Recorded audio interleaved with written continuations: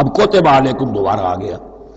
یہ کوتبہ کے لفظ کو سمجھ لیجئے، جہاں بھی کوئی شے فرض کی جائے گی، لازم کی جائے گی، وہ کوتبہ ہے. اسی لیے شریعت کے لیے قرآن مجید میں جو لفظ ہے الکتاب، الکتاب اس معنی میں کہ اس میں شریعت خداوندی پوری کی پوری موجود ہے. کوتبہ علیکم، کوتبہ علیکم اذا حضر احدکم الموت ان ترک خیرا الوصیۃ للوالدین والاقربین بالمعروف. تم پر واجب کر دیا گیا، فرض کر دیا گیا، جب تم میں سے کسی کی موت کا وقت آ جائے، اگر وہ کوئی خیر مال چھوڑ رہا ہو، دولت چھوڑ رہا ہو، تو اس کے لیے فرض کر دیا گیا وصیت کرنا اپنے والدین کے حق میں اور رشتہ داروں کے حق میں انصاف کے ساتھ. ابھی چونکہ قانون وراثت نازل نہیں ہوا تھا، یہ ابتدائی قدم اٹھایا گیا. وہاں ہوتا یہ تھا جو آج بھی ہندوؤں میں ہوتا ہے، جو مر گیا اس کی ساری جائیداد کا مالک جو ہے بڑا بیٹا، چھوٹے بیٹے بھی نہیں، نہ بیٹیاں نہ بیوی، کچھ نہیں. تو سارا کا سارا مال جو ہڑپ کر جاتے تھے، کسی کو کچھ نہیں. یہاں یہ کہ اب پہلا ابتدائی حکم دیا گیا، لیکن یہ آیت منسوخ ہو جائے گی سورہ نساء میں جب پورا قانون وراثت آ گیا. تو اب یہ آیت منسوخ شمار ہوتی ہے. ناسخ وہ قانون وراثت ہے جو سورہ نساء کے دوسرے رکوع میں آئے گا. البتہ اس کے ایک حصے کو حضور نے باقی رکھا ہے، وہ گویا کہ سنت نے اس کے ایک جز کو برقرار رکھا ہے، اور وہ جز یہ ہے کہ مرنے والا 1/3 اپنے مال کے لیے وصیت کر سکتا ہے کسی کے لیے، 1/3 سے زیادہ نہیں. اور وارث کے لیے وصیت نہیں ہوگی، جس کی وراثت میں حق مقرر ہو چکا ہے اس کے لیے وصیت نہیں ہوگی. وہ غیر وارث کے لیے وصیت ہوگی، کسی دینی ادارے کو دینا چاہے، کسی اور کو دینا چاہے، یتیم کو، بیوہ کو، یتیم خانے کو، ٹھیک ہے. 1/3، 2/3 میں قانون وراثت کی تنفیذ ہوگی لازماً. تو اس آیت کا صرف اتنا حصہ باقی رکھا ہے حضور نے صلی اللہ علیہ وسلم. حقاً علی المتقین، یہ اللہ کا تقوی رکھنے والوں پر حق ہے، واجب ہے کہ وہ وصیت کریں کہ ہمارے والدین کو یہ مل جائے، فلاں رشتہ دار کو یہ مل جائے، باقی جو ہے جو بھی ورثاء ہیں لے جائیں. فمن بدلہ بعد ما سمعہ، تو جس نے بدل دیا اس وصیت کو اس کے بعد کہ اسے سنا تھا، فإنما اسمہ علی الذین یبدلونہ، تو اس کا بوجھ، اس کا گناہ انہی پر آئے گا جو تبدیل کرتے ہیں. جو وصیت کرنے والا تھا وہ بری ہے، اس نے صحیح وصیت کی تھی. جس نے بعد میں اس وصیت میں تحریف کی، تبدیلی کی، اس کا وبال، اس کا بوجھ انہی پر آئے گا.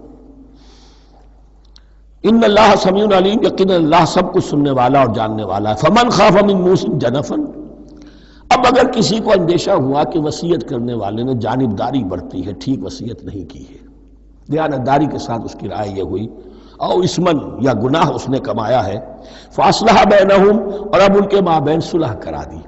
ورثاء کو جمع کیا کہ بھائی وراثت تو یہ تھی، ان کی وصیت تھی، لیکن دیکھو اس میں یہ زیادتی والی بات ہے، اگر تم مطمئن ہو جاؤ، متفق ہو جاؤ، تو اس میں اتنی تبدیلی کر دی جائے ان کے اتفاق سے. فلا اسم علیہ، تو اس میں کوئی گناہ نہیں ہے. یعنی ایسی نہیں ہے یہ بات کہ اس کو وہ سینکشن اور سینکٹیٹی حاصل ہو گئی ہے، تقدس، کہ اب اس میں کوئی تبدیلی نہیں ہو سکتی. باہمی مشورے سے اور اچھے جذبے سے، اصلاح کے جذبے سے وصیت میں تغیر ہو سکتا ہے. ان اللہ غفور الرحیم، یقیناً اللہ تعالی بخشنے والا ہے، رحم فرمانے والا. اب لڑی آ گئی دوسری عبادت والی، عبادت میں صوم. جہاں تک نماز کا ذکر ہے تو وہ تو مکی صورتوں میں اس کا بے تحاشا مرتبہ ذکر موجود ہے، لیکن یہاں جو ہے معاملہ صوم، اس سے پہلے مکی دور میں صوم کا کہیں کوئی تذکرہ ہی نہیں، نہ عربوں میں اس کا رواج تھا. یہ لفظ بھی عربی زبان میں تھا گھوڑوں کے لیے، گھوڑے روزہ رکھتے تھے. رکھتے کیا تھے بیچارے، انہیں رکھوایا جاتا تھا، کیونکہ عربوں کا جو معاملہ تھا وہ لوٹ مار، غارت گری، اور اس کے لیے انہیں چاہیے تیز رفتار سواری، جاؤ حملہ کرو، لوٹو مارو اور بھاگو. اونٹ جو ان کی فضا اور ان کے ماحول کے لیے مناسب تھا، وہ زیادہ تیز دوڑ نہیں سکتا، اپنی اس ضرورت کے لیے گھوڑا چاہیے تھا. گھوڑے میں عرب کا سخت موسم برداشت کرنے کی عادت نہیں، نازک جانور ہے، وہ پیاسا تو نہیں رہ سکتا 7 دن تک جیسے کہ اونٹ رہ سکتا ہے، بھوکا نہیں رہ سکتا، وہ لو کے تھپیڑے نہیں برداشت کر سکتا. لہذا عرب اس کو رکھواتے تھے روزہ، کھانا پینا بند کیا اور اس کے جو ہے منہ کر کے کھڑے ہو گئے جب گرم تیز ہوا چل رہی ہے. خود تو اپنے آپ کو لپیٹ لیا اپنے گھٹنے میں، غترہ کہلاتا ہے وہ جو بھی کپڑا اوپر ہوتا ہے، اور وہ اس گھوڑے کو جو ہے وہ ساری آگ اس پر برس رہی ہے تاکہ اس میں عادت پیدا ہو جائے جھیلنے کی، برداشت کرنے کی. تو جنگ کے موقع پر کہیں یہ دغا نہ دے جائے. اگر یہ ہمت ہار گیا تو اس کا تو کیا کیا جائے گا، تو اصل میں سوار ہے جو مارا گیا. یہ روزہ ان کے ہاتھ تھا. لیکن جب حضور آئے مدینے میں تو یہاں یہود میں روزے کا رواج تھا. وہ ایک تو عاشورہ کا روزہ رکھتے تھے، اس لیے کہ وہ تاریخ تھی جس میں کہ نجات ملی تھی بنی اسرائیل کو فرعونیوں سے. تو اس طریقے سے حضور نے پھر ابتداءً ہر مہینے میں 3 روزے رکھنے کا حکم دیا. یہ ہے ابتدائی حکم جو حضور نے دیا، قرآن میں ابھی نہیں آیا تھا. جیسے تحویل قبلہ کے معاملے میں بھی قرآن نے کہا کہ ہم نے تمہیں اس قبلے پر رکھا تھا، لیکن اس کا کوئی حکم جو ہے قرآن میں جلی نہیں ہے. یہ ہو سکتا ہے کہ وہ حکم بھی حضور کو اللہ ہی نے دیا ہو وحی خفی کے ذریعے سے. پہلے یہ کہ ہر مہینے میں 3 روزے. اب ظاہر بات ہے کہ مہینے جو ہے وہ سخت گرم بھی ہو سکتے ہیں. اب اگر 30 کے 30 روزے ایک ہی مہینے میں فرض کر دیے گئے ہوتے اور وہ ہوتے جون جولائی کے تو جان نکل جاتی. بہترین تدبیر یہ کی گئی ہر مہینے میں، اور یہ موسم سارے آ رہے ہیں اس میں. پھر کچھ عرصے کے بعد یہ رمضان کا روزہ فرض کیا گیا. پہلا جو روزہ تھا 3 دن کا، اس میں یہ بھی تھی اجازت کہ جو اگر مسافر نہیں ہے، بیمار بھی نہیں ہے، طاقت رکھتا ہے روزہ رکھنے کی، پھر بھی روزہ نہ رکھے تو اس کا فدیہ یہ ہے کہ 1 مسکین کو کھانا کھلائے. علی الاطلاق تھا یہ. جب رمضان کے روزے کی فرضیت ہو گئی تو اب یہ فدیہ نہیں ہے. البتہ حضور نے اس کو باقی رکھا ایسے شخص کے لیے جو بہت بوڑھا ہے، یا کوئی خاتون بہت بوڑھی ہے برداشت نہیں کر سکتی، یا کوئی بیمار ہے کسی سخت ایسی بیماری میں ہے کہ روزہ اس کے لیے جان کے لیے ہلاکت کا اندیشہ ہو سکتا ہے، اس کے لیے فدیہ برقرار رکھا. عام طور پر صحت مند شخص جو مسافر بھی نہ ہو اس کے لیے یہ رعایت ختم ہو گئی. یہ ہے ان آیات کی تعبیر جس پر میں پہنچا ہوں، اور بہت پہلے پہنچ گیا تھا، لیکن چونکہ اکثر مفسرین نے یہ بات نہیں لکھی ہے تو میں جھجکتا رہا. لیکن بعد میں مجھے معلوم ہوا کہ مولانا انور شاہ کاشمیری رحمۃ اللہ علیہ کی رائے یہی ہے، تو مجھے اعتماد ہو گیا. اور پھر مجھے اس کا ذکر جو ہے یہ تفسیر کبیر میں امام راضی کے ہاں بھی مل گیا کہ متقدمین کے ہاں یہ رائے موجود تھی کہ پہلی 2 آیتیں جو ہیں اس روزے سے متعلق یہ رمضان کے روزے سے متعلق نہیں ہیں، بلکہ وہ 3 ہر مہینے کی 13، 14 اور 15 ایام 20 کے روزے حضور نے بعد بھی رکھے ہیں نفلاً، لیکن شروع میں یہ 3 روزے رکھنے کا حکم دیا گیا تھا. پہلی 2 آیتیں اس 6 آیتوں پر مشتمل رکوع، اور یہ ایک عجیب مقام ہے. قرآن مجید کے احکام بہت دفعہ ہے، نماز کے احکام قرآن میں بہت دفعہ ہیں، کہیں وضو کا ہے، کہیں تیمم کا ہے، کہیں اور نماز خوف کا ہے، مختلف جگہوں پر. لیکن صوم کی عبادت پر یہ 6 آیات کامل ہیں، مکمل ہیں. اس کی حکمت، اس کی غرض و غایت، اس کے احکام سب کے سب اس میں آ گئے. اب پہلی 2 آیتیں کون سی ہیں؟ یا ایھا الذین آمنوا کتب علیکم الصیام کما کتب علی الذین من قبلکم لعلکم تتقون.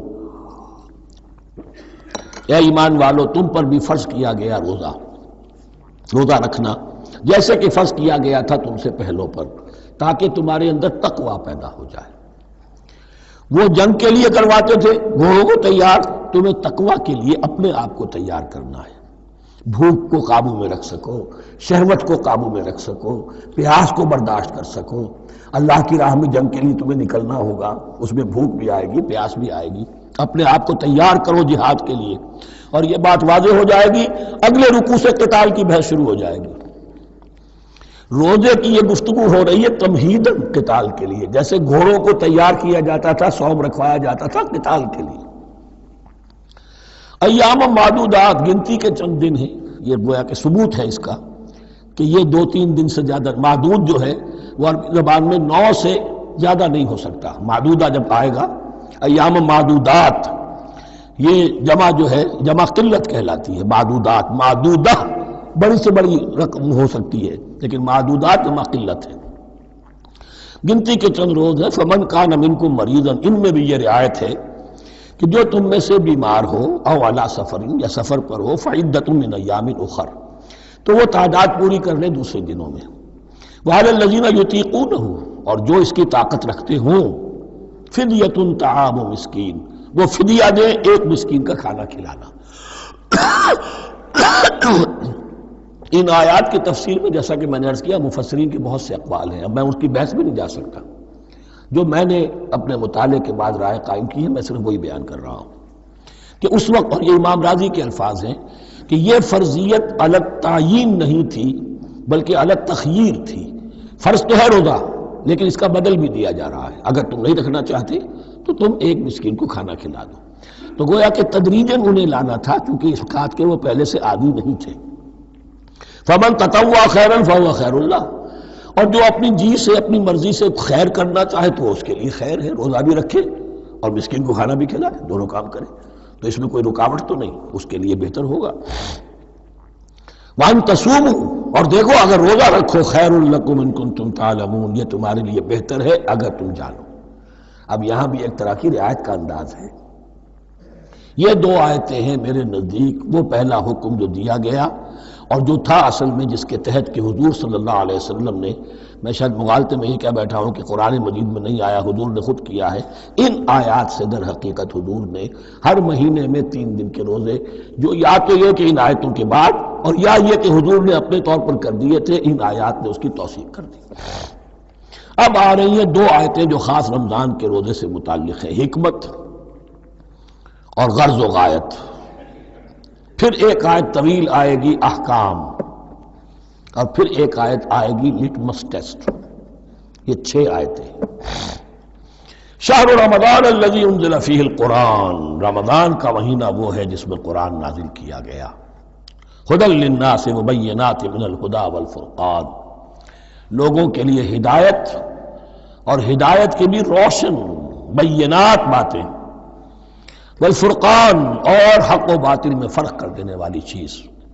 فمن شہد منکم الشہر، تو جو کوئی بھی پائے اس مہینے کو، یا جو شخص بھی مقیم ہو اس مہینے میں، مسافر نہ ہو، فلیصم، اس پر لازم ہے کہ روزہ رکھے۔ اب وہ وجوب علی التخییر ختم ہو گیا، اب وجوب علی التعیین، اب یہ لازم ہے، یہ رکھنا ہے۔ ایک رعایت باقی رکھی، ومن کان مریضا او علی سفر فعدۃ من ایام اخر، جو بیمار ہے یا یہ کہ سفر پر ہے وہ تعداد پوری کر لے دوسرے دنوں میں۔ یرید اللہ بکم الیسر ولا یرید بکم العسر، اللہ تمہارے ساتھ آسانی چاہتا ہے، سختی نہیں چاہتا۔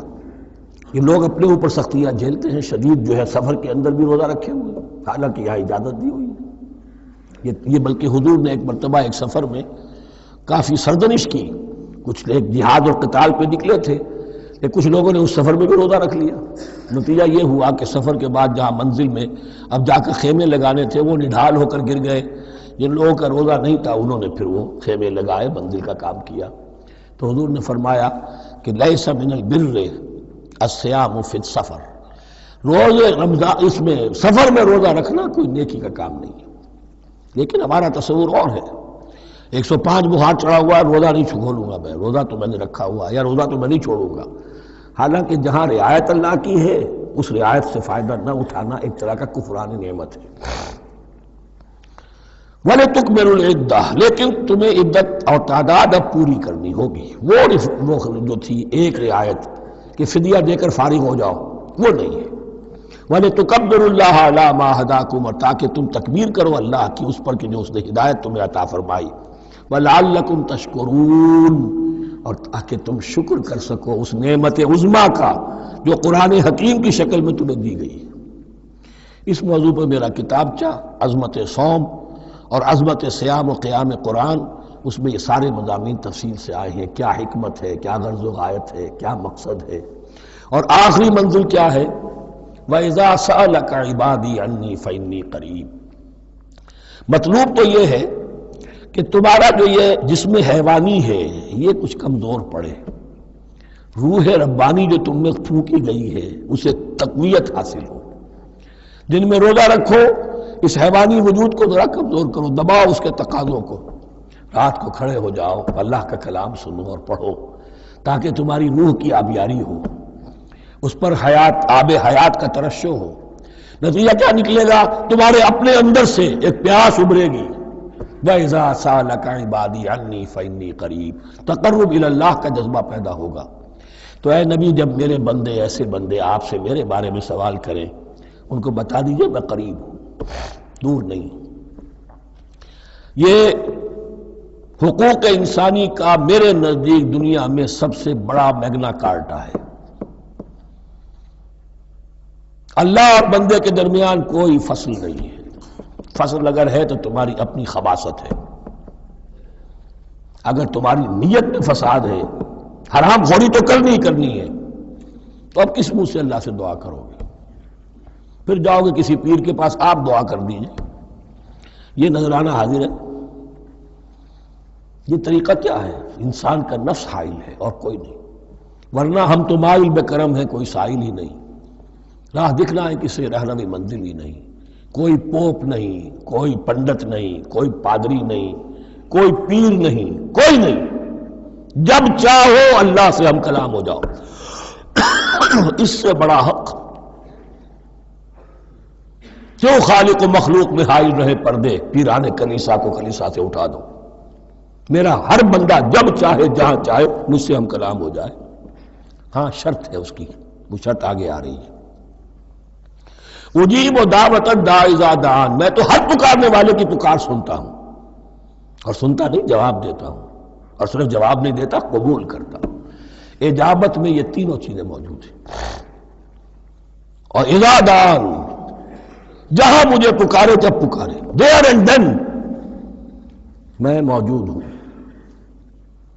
لیکن شرط کیا ہے؟ فَلْيَسْتَجِيبُوا لِي، انہیں بھی تو میرا کہنا ماننا چاہیے، یہ یک طرفہ بات نہیں ہوگی۔ فَاذْكُرُونِي أَذْكُرْكُمْ، تم مجھے یاد رکھو گے تو میں تمہیں یاد رکھوں گا، یہ دو طرفہ معاملہ ہے۔ تم شکر کرو گے میں تمہاری قدردانی کروں گا، تم میری طرف چل کر آؤ گے میں بھاگ کر آؤں گا، تم بارش برآؤ گے میں ہاتھ بڑھاؤں گا، لیکن تم رخ موڑ لو گے ہم بھی رخ موڑ لیں گے۔ ہماری تو غرض نہیں ہے، غرض ہے تو تمہاری، تم رجوع کرو گے ہم بھی رجوع کر لیں گے، تم توبہ کرو گے ہم اپنی نظر کرم پھر تمہاری طرف متوجہ کر دیں گے۔ لیکن ہر چیز ان تنصر اللہ ینصرکم، اللہ کی مدد کرو گے تو اللہ تمہاری مدد کرے گا۔